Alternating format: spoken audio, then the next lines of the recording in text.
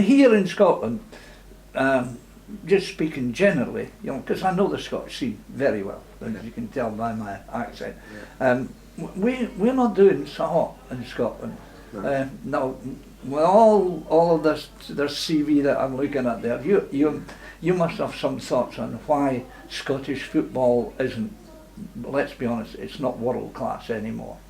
No, I think like if you look at the Scandinavian nations that were doing really well a few years back, like your Norways and the Swedens, for example, play quite a direct style of play and quite a physical game. Then them countries are not doing so well. So I think there's some similarities that Scotland can look at in terms of the more physical game you play, it's almost like FIFA and UEFA are not accepting that no more. And it's the same in the Premier League. Around 10 years ago, I remember at the start of the season, the first 2 weekends, there was a lot more sending offs than normal. And there was a big uproar about it, but it soon settled down because the players and the teams had to adapt. And there used to be, many years ago, a difference in the Champions League, how it was refereed, to the Premier League. I don't think there is now. I think the Premier League is reffed exactly the same as the Champions League, so it's very easy for the teams and then the players to play for their national teams in a half contact sport, not a full contact sport. And I still think here in Scotland it's very much a full contact sport. I think some of the things that are tackles that are allowed to get away with in Scotland are very agricultural compared to other leagues, and therefore how does a young Scottish player adapt to that, to, you know, in terms of preparing himself to be able to handle that physicality, to then go and play in Europe in a completely different game. That's maybe one idea that I have. I do think that if the refereeing changed, so if we had an illness epidemic this week and all the Scottish referees were sick and all the Dutch referees come into the SPL, how many red and yellow cards this weekend? I think it would really go up. But then let me play devil's advocate here and say that, I mean, I can remember when there was the Scottish game and we had out-and-out warriors, like Big Joe Jordan and Billy Bremner, names from the past, but every team in the world feared going in against these guys. They just would play anybody but Scotland because you came out knowing you'd been in a hard game. And then suddenly we changed to the European way of playing football, passing lots of passes and whatnot. And we tried to accommodate that. So we were second best. We were playing catch up.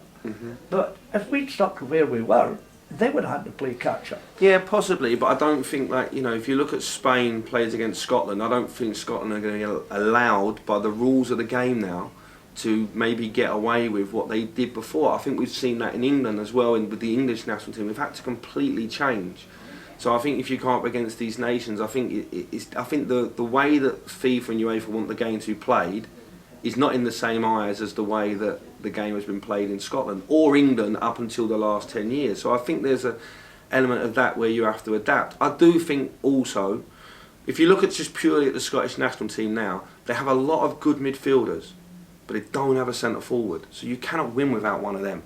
So now I look back the years gone by and I look at Scotland always had very, very good centre forwards. Also always had very, very good midfielders, but they were tough. So you can name, you can roll off these midfielders from years gone by, led probably by someone like Souness, you know, that type of player. But you know, the game's changing and adapting. It's whether it's changing and adapting too fast or we haven't. I think in the UK in general, I think that the academy change in England's been given a lot of up and downs, but it's had a lot of foreign influence. You know, a lot of foreign influence in the last few years. And we were sort of like, we were lost for a few years, but we seem to come out the other side of it at the moment. And our academies are very diverse.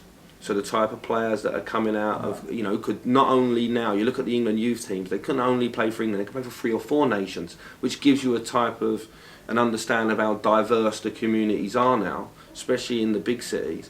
And that comes out in the football. And I think that our football players are a lot more technical. Coming back to Scotland again, you know, I mean, you're now Rangers, one of the top 2. I mean, you might say we are the top. I would expect that, but so can I just be like a punter for a moment and say so? In other words, they couldn't match us when it came to a macho game, so they changed the rules so that everybody could have a chance against Scotland. Now I know that's a naive put forward, but is that not how it would appear when we enjoyed a macho game or a burst game? Yeah, I think that's what our fans, I think just British fans, but certainly here in Scotland, you still hear it in the stands now. You know, they really value that ability to compete. I think it's in the people as well. I think it's in the culture. I think culture plays a huge part in football. The one thing that I don't buy the argument to in Scotland, I don't buy this argument at all, is that finances mean you have to play a certain way. I don't agree with that at all. So if you're at a big club in an academy and you've got a big budget and you've got an under-10s team, you teach an under-10s team to play in a nice way. If you're a grassroots dad who's taking his son's team, surely you teach him to play football in a nice way. So it's not about finances that you play ugly football. I'm not having that. I personally don't share that vision that, in Holland, the team will play Ajax and they won't try and beat Ajax up.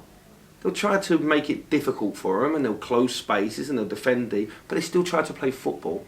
They won't try to physically overcome them. I think Michael, I would have to say that when, let's just take your example of Dad's doing a bit of coaching on the side with Sonny Boy and his mates, that's just to win a game. That's just to win a game. Yeah. Whereas once you get into the academy, it's to improve your personal skills. Yeah. And that's into development coaching then. Yeah. But it kills the warrior, doesn't it? Yeah, it does. I think that grit is how you determine grit. I think fighting is the wrong word, like how you fight to stop the other. No, I think how you have grit. I think the training has to be much more individualised. I certainly agree with that. I lived a fantastic time at Liverpool where that was our model, that, you know, we had a lot of staff. It was because we were dealing with individuals and not teams, and we were, you know, yes, at the weekend we put the shirt on, but we certainly believe that you tried to make each player better each day. So everyone was on this you versus yourself journey, and I certainly think that's important. So then grit comes into that, because you try to help a young kid win in many different ways. Yeah. We talked about outplaying. So that can be in many forms. If we play tennis, how do I outplay you? Well, it could be from the back of the court, it could be at the front of the court, it could be aggressive, it could be on my movement around, but I've got to find a way to outplay you if I want to win. So we spent a lot of time working 1v1 on outplaying, and sometimes, yes, physically with running, or physically with strength, or with my mind being clever, I have to outplay you to win one. And that, I think training has to come down to that. I think too often, even in younger ages, say under 12s, 13s, 14s, we're talking about the collective, about collective organisation too soon. And then when it comes down to the sum of the parts, where someone gets caught 1v1 or gets isolated in the game, they're in trouble. And so I think that we specify, you know, we talk about teams, and it's much easier, I think, to coach teams than it is an individual. I think the art of coaching then. And I think coaching takes a lot of personality. I think that, you know, that, and you've got to be a communicator. Yeah, it's very hard, because on coaching courses, too early we talk about defending from the front. Well, who? Me or all of us? Yeah. And I think that coaching is much more about, right, how can you win? And the beauty of whether it's a grassroots team or Real Madrid's first team, is there's big players, small players, fast, good dribblers, good passers, good defenders. That's the same, because football, there's good players, it's just at what level. So I was a good player, but just at a certain level. You were a good player at a certain level. Steven Gerrard was a good player at a world-class level. So at your level, you can be a good player. So I think if you work 1v1s, whether you're grassroots or whether you're Real Madrid, there's lots of different types of playing personalities. So if we take Real Madrid for an example, Gareth Bale playing 1v1 against Modric is really interesting. Because if it's in a big space, well, Bale's bigger, stronger, so he just steamrolls him. If it's in a small space, then maybe Modric with his little twisty, turny and he's thinking. Then if you had a second player who can bounce the ball off or use with a disguise, and then if they move and now Bale plays against Sergio Ramos, it's different. And then if he moves again and plays against Toni Kroos, it's different. But them different playing personalities are in every team. Yes. Whether it's an under 19, so a young player can really find out what they excel against, who gives them problems, where it's an even match, what they need to work on, and I find that fascinating, because then, and the reason I find it fascinating, maybe when I first started coaching, I did individual coaching. I did football de salao, which was futsal in an indoor hall, and it was all about individual ball each. And it really frustrated my 5 and 7 year old go to a little football club. I'm now the frustrated dad 'cause I'm on the side. The coach does a good job, but he's got this big bag of balls, big bag of them, and there's 15 kids, and he throws one ball in between them. And it frustrates me because what about just, there's 15 balls in that bag, you know, and like, so I think that we need to go down the individual route, and then each player needs to learn to do what it takes to win.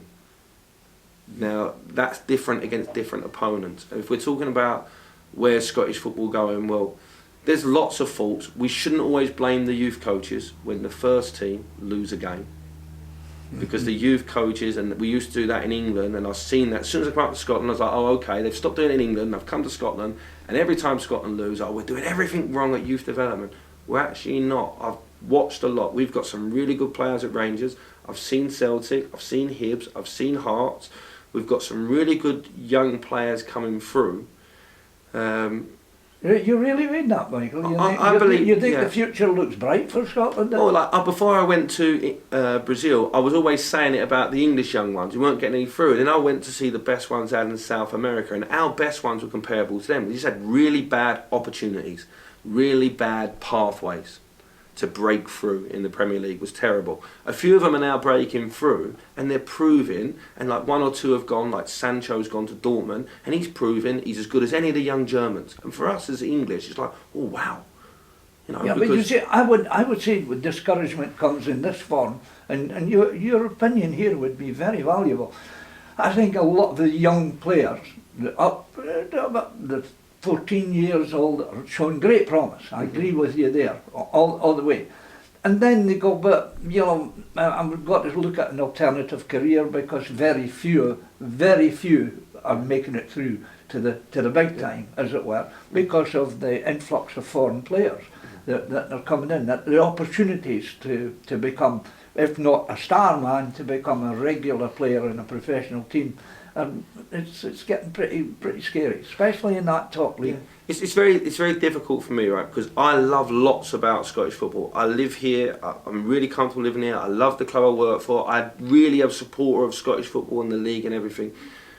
But for me, would you want your son, if you had a choice to play in the SPL or a different league, because of the way the game is played, and because of where you might want your son to end up? Yep. At the elite level, is the football played in the SPL? Is now look, the stats are there, so it's not me. So I'll make you criticise and blah blah. But you work in the league. No, I love the league. Firstly, I think it's really entertaining, the type of football. But the stat is it's the most long balls and the most contacts in world football, the SPL. Yeah. So that's a fact. So therefore, so if it was your son, then would you encourage your son to go, say, south of the border and do the football? Well, unless training? he could play for one of the two big clubs where the football's played slightly different. Now that's then people say, well, yeah, but you've got the most money, and I get all that. But both of the top clubs are managed by non-Scots. Yeah, and there's a lot of non-Scots that are playing. Like, my big feeling is, it's very hard for a 17-year-old to break in and play the elite game because there's a lot of physical contact, and I'm really adamant on that. I think that the refereeing has to change. If you want to improve the technical level of the players and the composure. Right. The composure. So if we have two boys who are 17 and one goes to the cinema and goes in here and watches a drama film and then he watches an adventure film and the other one goes in here and it's horror and it's like, and they walk out, you look at the composure of the two people. And I think that in the Scottish football, there's too many physical contacts. It's things that get let go that would never get let go in the Champions League.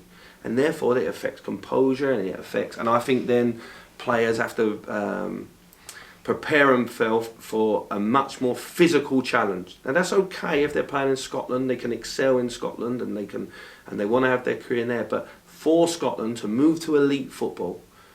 and I look at players, and there's really good Scottish players. I think Christie's a fantastic young player, and I think that McGregor, their finesse and their touch and their feel are really good young players. They need to be joined by more. And I'm deliberately talking about two players who play for our biggest rivals there, to show it's not a bias. I watched Scotland's under-19s play last week against Germany, and they win 1-0 in a very even game.